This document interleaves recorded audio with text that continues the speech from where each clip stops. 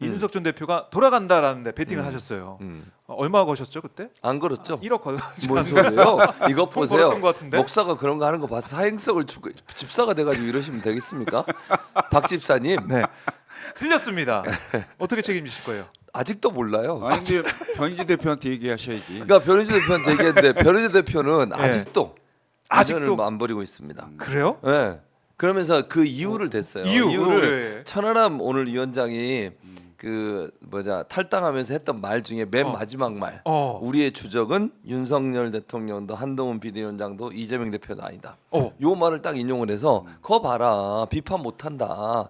그 말은 다시 돌아가려는 포석을 깔아놓은 거다. 신당 창당하더라도 막판에 또 간다. 이렇게만 얘기했어요. 아니 똑같은 단어를 그렇게 해석할 네, 수 그렇게 있나요? 해석했어요. 지금 이해할 수가 없네. 어떻게 해석이 그렇게 해석했어. 아니 새로운 정치를 해보겠다는 거잖아요. 그러니까 상대를 악마화하거나 그렇게 해서 비판하는 게 아니고 네. 지금 이른바 인구 감소, 지방 소멸, 그다음에 기후 위기 뭐 이런 여러 가지 문제들을 해결하는 진영을 넘어서는 그런 정치를 해보자 이런 취지에서 이 한 얘기를 근데 변희재는 그렇게 해석했어요. 정말 그래서 변희재 또 간다. 또 간다? 아직도 변희재- 미련을 안 버리고 있어요. 변희재답네요. 교수님은 어떻게 생각하세요? 저는 네. 그러니까 저는 아직도 그 어. 기회는 있다고 봐요. 돌아갈 기회? 그러니까 왜냐하면 이게 만약에 막판에 가서 진짜로 윤석열 정부에서 힘들다고 생각해 이준석 대표한테 손을 내밀 가능성을 배제할 수는 없다.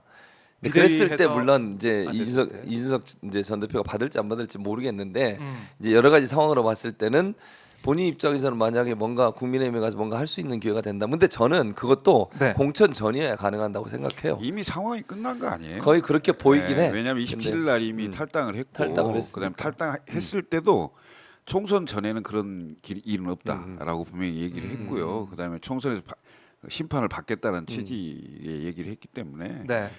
자꾸 그렇게 엮는 것은 국민의힘에 유리하고 아 국민의힘 유리한 게 그게? 민주당이 유리한 거죠. 예, 자꾸 이제 민주당에? 별로 안 유리해요. 유리하지 않으면 그런 얘기 옮기지 마세요. 알겠습니다. 어쨌든 뭐 창준이 이제 띄우고 네. 뭐 천하람 이긴 두 인물도 탈당을 했고 허은하 의원도 탈당할 것 같고 그리고- 허나원은 근데 탈당하면 그때 의원직을 상실하잖아요. 그러니까 지금 뭐 시차를 보고 할 것 같기도 한데 어쨌든 음. 뭐 동대문 사무실 계약하지 않았다 뭐 이런 얘기도 나오고 있지 않습니까? 네. 봐야 될 것 같고 근데 오늘 천하람 이 위원장의 발언 중에 네. 탈당할 현역 의원들 더 있다 이런 뉘앙스로 얘기를 했단 말이죠. 네. 어떻게 파악하고 계십니까? 더 있을 수 있죠. 더 있을 수 있다. 앞으로? 네, 예. 공천 시즌이 진행될수록 총선이 임박할수록 그 숫자와 가능성은 훨씬 높아지는 거죠. 예. 그래요. 예. 그 말은 지금 뭐 한동훈 비대위 체제에서 이른바 이제 비운계 아니면은 뭐 이 용액관이 아니고 검액관이 아닌 사람들은 공천을 못 받을 가능성이 크다 이렇게 보고 계신 것 같은데 그러니까 실제로 한동훈 그 비대위원장이 예. 취임 일성으로 본인의 불출마를 얘기했어요. 그 그 불출마는 결국은 농계작전 펴겠다는 건데 네, 그러겠지. 나도 출마를 안 하고 네. 나도 의원을 포기했으니 영남 다선 중진 의원님들 맞아요. 서울 수도권으로 가든지 네. 아니면 그만하시라. 그 얘기를 하기 위한 포석이다. 그렇죠. 그렇지. 그거 하려고 하는 거죠. 당연히. 왜냐하면 지금 검찰 출신, 검찰 현직 부장 검사도 그만두더라고요. 사퇴를 했잖아요. 저기 영남 제가- 지역이죠? 경남 제가 창원인가요? 그 얘기를 아주 오래 전부터 얘기를 했었는데 어. 그런 사람도 있다고. 아하. 근데 실제 현실화됐잖아요. 네. 그런 분, 그다음에 전직 검사 출신 분들, 네. 그다음에 용산에서 근무했던 분들 그렇지. 이런 분들에게 음. 자리를 마련해야 될 거 아니에요. 맞아요. 출마할 수 있는 공간을 열어야 될 거 아닙니까? 그 여는 역할이 한동훈입니다. 그렇지. 제가 봤을 때는 과반수 이상을 의석을 하려고 하는 그런 생각은 전혀 없는 것 같아요. 아 그래요? 예, 101석. 백석도 아니고 백한석. 그래야 음. 탄핵을 무력화시킬 수 있고, 예? 개헌 저지할 수 있고, 예? 그 정도만 예. 뻥 아니 된다. 안 된다. 뭐 그 정도는 그런 할수 그런 있다. 생각을 하고 있는 것 같아요. 왜냐하면 윤석열 대통령 그다음에 한동훈 비대위원장 이분들이 국정농단 사건의 수사팀이었잖아요. 예. 그래서 탄핵이 뭔지 다 잘 아시는 분들이에요. 예? 당시에 박근혜 대통령의 정당도 100석이 훌쩍 넘었어요. 네. 예? 그런데 결국 탄핵됐거든요. 아하. 그럼 절대 변치 않을 내 식구 101명. 101명이 결사대도 아니고. 그런데 네. 민심이 그걸 허용하지 않아요. 문제는 저는 그렇다고 봅니다. 그래서 음. 절대 그 의도대로 가지 않을 것이다. 그 의도대로 가지 네. 않을 것이다. 네. 자, 그래요. 한동훈 비대위 이제 출범 얘기하면서 저희가 총선 뭐 전망까지 해봤는데 한동훈 비대위 어떻게 보셨습니까? 출범하는 거? 뭘 어떻게 봐요? 볼 게 뭐 있어요? 아니 아니, 저는 논평을 좀 해주세요. 아니 그러니까 예. 비대위원 만든다고 해서 이번 오늘 2명이 또 논란이 됐잖아요. 어제 발언 때문에. 그 중에 한 사람은 노인분들 나이 드신 분들한테 빨리 돌아가시라는 거잖아. 네. 그건 만약에요. 예전에 김은경 혁신이 그다음에 정동영 의장 이런 분들 발언 때문에 어떻게 됐습니까? 저는 근데 너무 후한무치라고 생각해. 그런 발언이 있었으면 오늘 임명장 주면 안 돼요, 사실은. 근데 임명장을 떡하니 주잖아요. 네. 아니 그렇게 국민들이 비판하고 노인회장까지 나서가지고 사퇴하라 그러고 그다음에 한동훈 비대위원장 사과하라고까지 얘기하고 있는데 그냥 무시하고 가요. 자기 갈 길을. 이게 한동훈 장관이 얘기하는 새로운 문법입니까? 동료 시민과 함께하는 거예요. 동료 시민들이 다 싫다잖아요. 잘못됐다잖아요. 문제 있다잖아요. 뭔 동료 시민? 네. 자기 동료만 시민이에요? 아하. 일반 국민들이 생각하는 거 왜 생각을 안 하는 거예요, 대체? 그런 식으로 하는 것이 과연 새로운 출발하는 비대위에 해야 할 일인가? 저는 아니라고 봐요. 그 자체부터 지금 그렇죠. 비대위 출범부터 그리고 또 한 분은 그런 얘기 했더구만요. 네. 그 뭐 의사 출신인가 그분인가요? 어. 그분이 그런 얘기 했잖아요. 출산과 결혼은 뭐 남자들이 결정하는 문제다. 이거 여성들을 완전히 무시하는 말 아닙니까?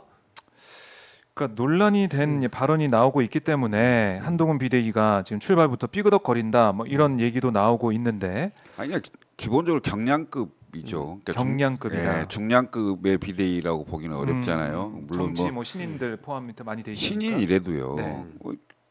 주로 이제 성공한 비대위를 박근혜 비대위에 많이 그렇죠. 비교를 하잖아요. 근데 그때 당시에 김종인 비대위원, 네. 그다음에 이상돈 비대위원, 음. 이준석 비대위원, 이양희 비대위원 뭐 이런 분들이 계셨잖아요. 근데 이분들도 다 그때 당시에 정치권에 있지 않았어요.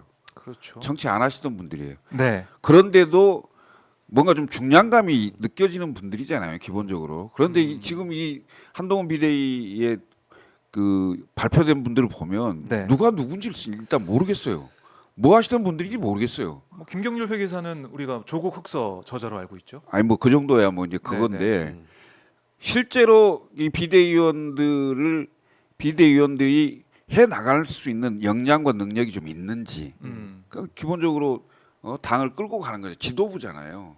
그 다음에 용산에 할 말을 할 수 있는 건지. 뭐 이런 걸 보면 별로 믿음이 안 가요. 제가 보기엔. 더군다나 지금 문제가 됐던 발언을 한 분들 있잖아요. 네. 이분들은 우리가 국민의힘의 주요 지지 기반이 나이 드신 분들이잖아요. 주요 지지 기반마저 뽀개로 오신 건가요? 예? 보게로. 예? 예. 저는 이런 것은요. 반성하고 사과하고 이것에 끝날 문제가 아니에요. 사람 잘 고쳐지지 않거든요. 네. 예? 이건 그만둬야 되는 문제예요. 그렇지. 그만둬야 된다. 예. 당연하지. 당연히 그만둬야 될 문제인데 이거 모른 척하고 그냥 임명장을 준다? 그럼 한동훈 위원장도 이 발언에 대해서 인정한다는 거 아니에요? 그렇지. 인정한다는 거지. 그렇죠. 대한노인회 회장이 한동훈 위원장의 사과와 그 발언한 민경우 비대위원의 이 사퇴 이걸 요구를 했습니다. 그 김은경 위원장 사진 따기 때린 그래서 그 회장님이에요. 사람이에요. 예. 그러니까 그분이 그 정도 얘기할 거면 사실은 국민들은 더 화가 났다고 볼 수밖에 없는 것이고 민경훈 그분은 그 발언뿐만 아니에요. 오늘 또 나온 여러 가지 뉴스 보셨어요? 아. 일본 관련된 발언을 했어요. 일본 청년들이 어쩌고 저쩌고 하면서 신민지 사관을 신민지화한 걸 거의 정당화시킨 듯한 발언을 했어요. 또 그분이. 식민지 근대화론자라도 뭐. 아, 나 진짜 이런 사람을 어떻게 비대 아니 그리고 이건 인터넷에 다 있는 거잖아요. 유튜브에 다 있는 거고. 맞아요. 그걸 검증 영상을. 못했다는 거. 아니, 그러니까 한동훈 장관은 장관 시절에 비대위원장은 장관 시절에 자기가 인사 검증단 했잖아요. 네. 미국까지 가가지고 그거 배우고 온다고 미국과 출장까지 갔다 온 사람이에요. 그때 행적도 사실은 논란이 되고 있지만. 네. 그래서 결국 뭘 했습니까? 제대로 안 되니까 뭐라 그래요? 인사 검증단에서 그냥 서류 들어오면 서류만 본다. 그러려면 뭐하러 인사 검증을 하는 거예요, 대체? 아니 그럼 인사혁신에서 하면 되지 왜 그걸 법무부에서 가져가서 하는 거예요? 똑같은 상황이에요. 근데도 아무런 부끄러움이 없이 그런 사람들을 임명하고 그냥 임명장을 준다? 이건 국민하고 싸우겠다는 거예요. 국민하고 싸우겠다는 네. 비대위다. 그러니까 민심을 잘 읽어야 되잖아요. 그리고 기본 정치는 민심에 호응해야 되는 겁니다. 그러니까 공감 능력을 뜻하는 거죠. 네. 공무원이 아니잖아요. 그렇죠. 예. 정치. 9 to 6 하는 공무원이 아니잖아요. 네. 그리고 박정호처럼 9 to 6 하는 게 아니 아니잖아요. 그리고 취임사를 했으면 예. 그날부로 바로 일을 하는 거죠. 정치라는 게. 그렇지 않아요? 그런데 특검 본회의 통과하는 날은 국회를 아예 나오지도 않고, 예? 한도망이라고 뭐 벌써 별명이 붙었던데. 기본적으로 정치의 제일 덕목은요, 네. 칼질이 아닙니다. 공감 능력입니다. 민심이 얼마나 예. 무서운가를 피부로 느끼고 즉각 반응을 해야 되는 거예요. 근데 그 반응이 없잖아요. 그럼 무시하는 거잖아요. 예.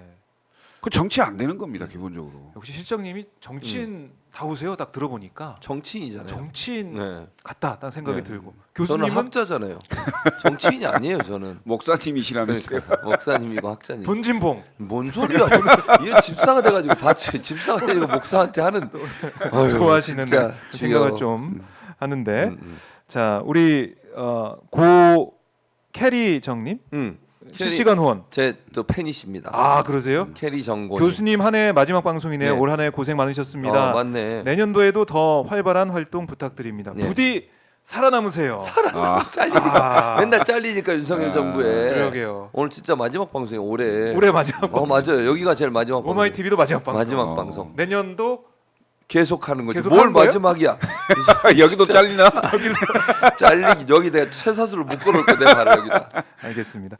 자, 박 기자님도 모두 고생하셨습니다. 이렇게 감사합니다. 응원의 메시지 실시간 후원 예. 오랜만에 들어봤습니다. 오랜만에. 고맙습니다. 예. 자, 그러니까 정치라고 함은 그러니까 정당과 지금 정부 대통령실이 분리가 돼 있는 건 서로 견제하는 것도 있잖아요. 그러니까 대통령실이 구중궁궐에 이제 휩싸여 가지고 청와대 우리가 궁궐에 있다 뭐 이런 얘기 많이 했는데 지금 용산이 더 이제 궁궐 같아요. 제가 볼 때는 철통 궁궐처럼 느껴지는데 거기에 그게 있다고 하더라도 당에서 민심 목소리 듣고 가서 얘기해주고 전해주고 그다음에 야당 역할도 사실 해주고 하면서 정부를 견제하고 이끌어가야 되는데 그게 전혀 안 되고 그냥 한 몸 같아요. 아니, 그러니까 우리나라는 대통령제가 단임제잖아요. 한 번 대통령이 되시면 다음 선거가 없어요. 아 없죠. 예? 맞아요. 그러면 당은 끝 이렇게. 총선도 있고 지방선거도 있고 다음 대통령 대선도 선거도 하고. 있고 네. 그래서 당이 항상 그 선출직 공직자 후보를 내잖아요. 그렇죠. 그러면 당은 계속 당이 결국은 당이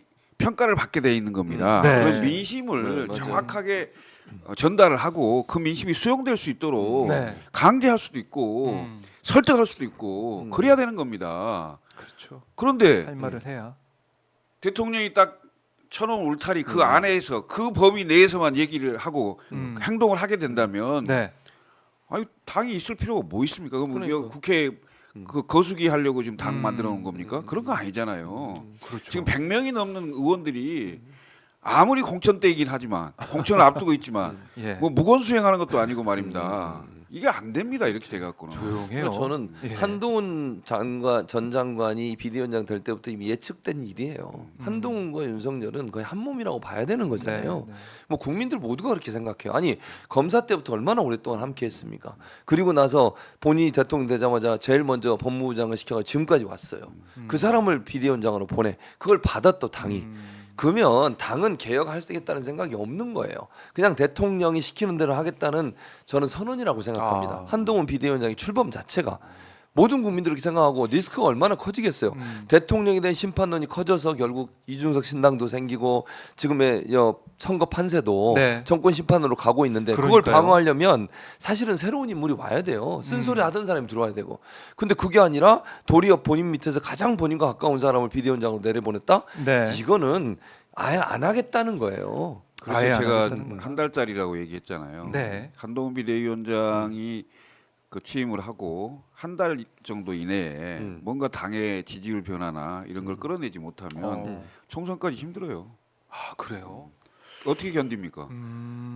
예? 뭔가 변화가 있고 지지율이 올라가는 게 좀 보여야 되는데. 심지어 2004년도를 좀 회귀해 보면 그때 당시에 그 보수 정당 한나라당이죠. 한나라당이 그 차떼기 정당이라는 오명 그랬었죠. 속에 그다음에 네. 노무현 대통령 탄핵의 후폭풍 이 상황에서 어떤 상황이 있었냐? 당 대표 사퇴, 26명의 중진들 불출마, 그리고 총선 한 달 앞둔 상황에서 임시 전당대회를 열었어요. 네. 임시 전당대회를 열어서 박근혜 대표 선출, 천막 당사. 그렇죠. 이렇게 해서 드라마틱했습니다 그때. 122석을 그때 그 획득을 했죠. 그래서 개헌 저시선 획득했고 박근혜 대통령을 선거의 여왕이라고 이렇게 얘기를 했는데 네. 지금 그때 비슷하게 가고 있는 거라고 한번 봐보세요. 음. 상황이 여당과 야당이 차이만 있는 거예요. 그때는 야당이었잖아요. 네. 그 지금은 여당이기 때문에 더 어렵습니다. 왜냐하면 야당은 기본적으로 공격하고 여당을 비판하는 거잖아요. 그렇지. 그다음에 역할이. 심판하려고 하는 거잖아요. 그런데 여당은 방어해야 되고 실적이 있어야 되고 우리는 이렇게 잘했습니다라는 홍보할 수 있는 게 있어야 되는 거예요. 네. 근데 지금 그 방어 논리도 없고 홍보할 것도 없고 얘기가 안 되는 겁니다. 기본적으로. 그리고 국정 운영이라는 게 기본적으로 무슨 철학이 좀 있어야 될 거 아니에요. 철학. 나는 뭘 하고 있는지 모르겠습니다. 도대체. 그러니까 박근혜 당시 예. 비대위가 성공할 수 있었던 것은 야당 내 여당 역할을 하는 거야. 아니면 여당 내 야당 역할을 하는 거고. 박근혜 지금 실장님이 2004년도 얘기를 하셨어요. 그래요? 2012년도 12년도 얘기하시고. 어쨌든 비슷하잖아. 어쨌든 내 교수님, 말은 집중 좀 해주세요. 딴 사람 얘기할 때 안 들어요. 어쨌든 그러니까 그런 역할을 하는 사람이 비대위원장을 해야 된다고 내 말은. 맞아요. 왜냐하면 예, 지금처럼 어려운 상황에서는 뭔가 반대 의견을 하고 문제를 제기하고 그걸 바로잡으려는 의지가 있는 사람이 들어와야 되잖아요. 그러니까 그런 의견을 갖고 있으니까 자꾸 어. 이준석 대표가 뭐 안 나가니 다시 어. 돌아올 거니 뭐 이런 그러니까. 얘기 생각을 하는 거 아니에요? 그래서 내 말은 그런 사람 차라리 그러면 저는 정말 이준석 대표가 들어왔다면 그래도 어느 정도 이해가 돼. 사람들이 볼 때는 만약 비대위원장을 이준석 전 대표를 시켰다. 그럼 네. 국민들이 볼 때 뭔가 변화를 하려고 하는구나. 그렇죠. 이런 느낌은 들 거 상징성을 아니에요. 주는 거죠. 근데 그것마저도 차버린 거야 사실은. 저는 그래서 이준석 전 대표는 만약에 불렀다면 갈 수 있다고 제가 얘기한 거잖아요. 근데 저는 부르지 않았다고 생각해. 그러니까 그 이준석 대표는 기다렸다고 저는 생각하고 아하. 윤석열 대통령이나 윤석열 정부에서 그걸 어느 정도 받으려는 생각이 있었다면 이준석 전 대표는 적극적으로 얘기를 했겠지. 네. 아니면 뭐 정권을 줄 테니까 와서 그런 비대위원장을 해달라고 요구를 하든지. 그게 없었기 때문에 이준석 대표가 안 간 거잖아요. 결국은 저는 그렇게 그렇게 보는데 보고 계시군요. 어쨌든 그런 제안 자체가 없었다는 것은 아예 그렇게 할 생각이 없었다는 거예요.